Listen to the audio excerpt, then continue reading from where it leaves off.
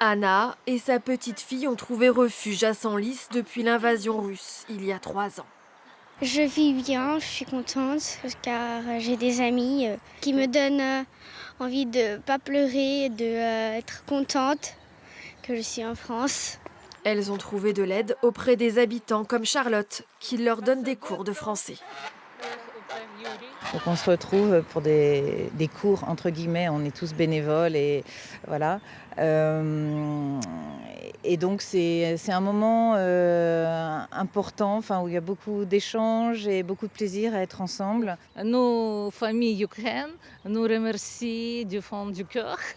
Direction l'église catholique ukrainienne située à Senlis pour une messe en hommage aux victimes de la guerre. Poliak, habitant en France depuis 20 ans, se devait d'être là. Ce qui nous unit, c'est la prière et c'est la présence de Dieu que nous avons ressenti et le soutien les uns des autres, mais aussi des représentants de quelques représentants du peuple français.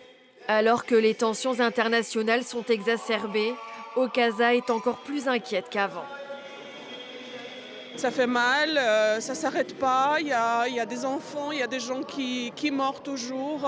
On a l'impression que tout le monde nous lâche, en fait, qu'on est seul au monde de défendre notre territoire, notre vérité, notre nation.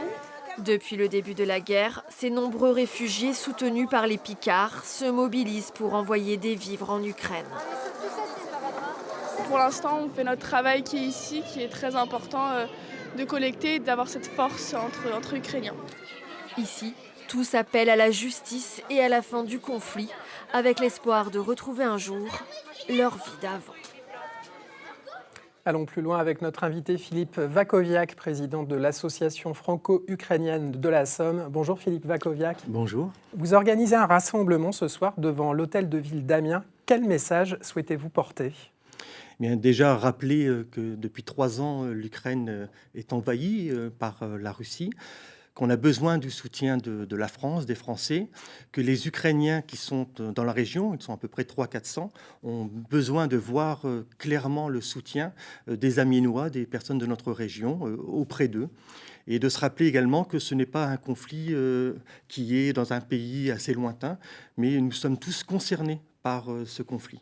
On voit des images de cette guerre à l'écran. Est-ce qu'on a fini par s'y habituer à ces images et à ne plus s'y intéresser, comme cela le mériterait selon vous ? J'ai peur qu'un petit peu, effectivement, vous voyez dans le reportage de cette Ukrainienne qui disait qu'on nous oublie. C'est vrai que ce soit d'un point de vue politique, mais également lorsqu'on discute avec les personnes autour de nous. Alors effectivement, il y a eu d'autres événements importants qui ont mobilisé notre attention. Mais cet événement-là, effectivement, on a tendance à le banaliser parce que 3 ans, effectivement, c'est une grande période. Vous dirigez une entreprise de nettoyage, vous avez recruté 4 Ukrainiennes. Cette solidarité qui s'est exprimée il y a 3 ans, est-ce qu'elle est quand même toujours là en Picardie ? Il y a toujours des gens qui sont effectivement proches des Ukrainiens, qui font tout ce qu'ils peuvent. On a réussi, nous, avec notre association, à, par exemple, trouver des logements, à trouver des vêtements, à trouver des meubles pour certaines familles. Et ça a été fait uniquement en parlant autour de nous. On n'a pas fait appel à des associations, mais voilà, les gens se sentent quand même investis de cette mission. Vous avez contribué à l'organisation d'un concert. Aussi, le ténor Yuri Godot est venu chanter à Amiens en décembre. Une centaine d'auditeurs. Vous étiez un petit peu déçus de ce... Voilà, c'est ça. Pour vous dire, c'était en novembre.